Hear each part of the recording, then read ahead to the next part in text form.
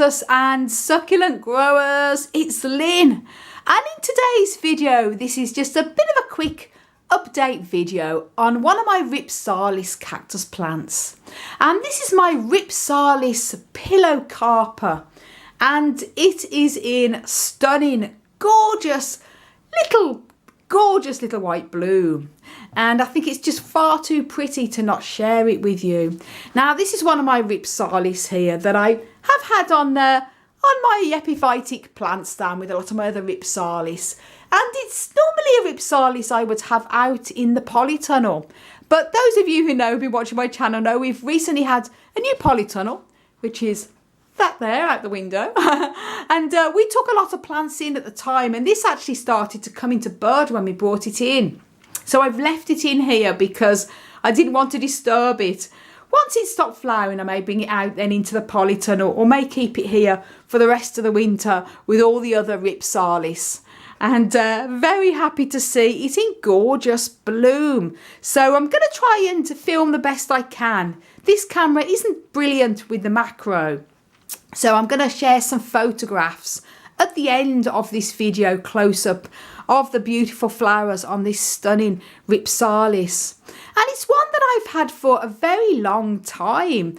I got this, I think it's one I had when I used to live in England. So it has to be over 20 years old anyway, because I've been living in Ireland now for 17 years, possibly nearly 18 years.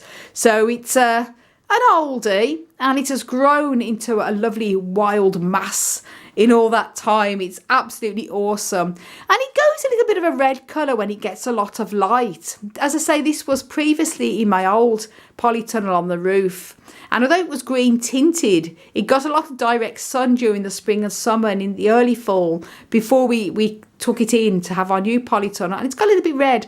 I've had this in the office and it's starting to really green up now. Personally, in my opinion, a lot of Rhipsalis prefer shade, and they actually do better in a bright position, but in a more shady spot away from direct sunshine. They can take direct sun, but this is what happens. They go this little bit of a red colour, and they're more likely to bloom when they have bright indirect light as well. So on the plant stand, it's sort of ideal because it's a south-facing window here, but they get a little bit of sun coming across, but not bright direct sun like they would in the window, or even if there was in our new polytunnel. And the little blooms here, little gorgeous ones, I don't know if you can see there, absolutely stunning. And I say I'll overlap with photographs if it comes out a little bit blurry, but they're beautiful little flowers. And they have a little bit of a lovely sort of peachy pink colour in the middle of them as well. It's absolutely full of flowers. Look at that, it's just gorgeous. You see, you might see a little bit better there. It's ever so pretty. And they have a lovely scent to them as well. If you put your nose close to them, they have a little scent similar to the smell of jasmine.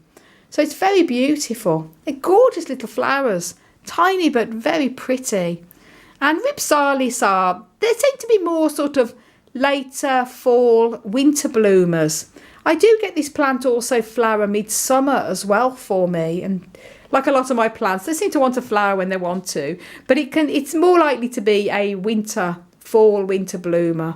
It's just so pretty and so many blooms. You can see around here, it's gorgeous.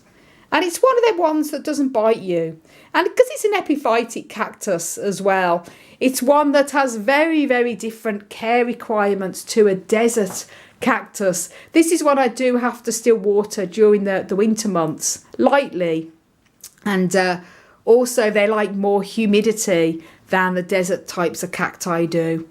Otherwise, if they're kept too dry and too hot, they have a habit of dropping a lot of stem segments. And I have made a video on how to care for epiphytic cacti as well, so I'll link that video up above and also down below in the video description. So do check it out if you want to know a little bit more about these amazing, awesome cactus plants. Lovely to grow at this time of year when most of the other cacti are having or certainly coming into their winter rest.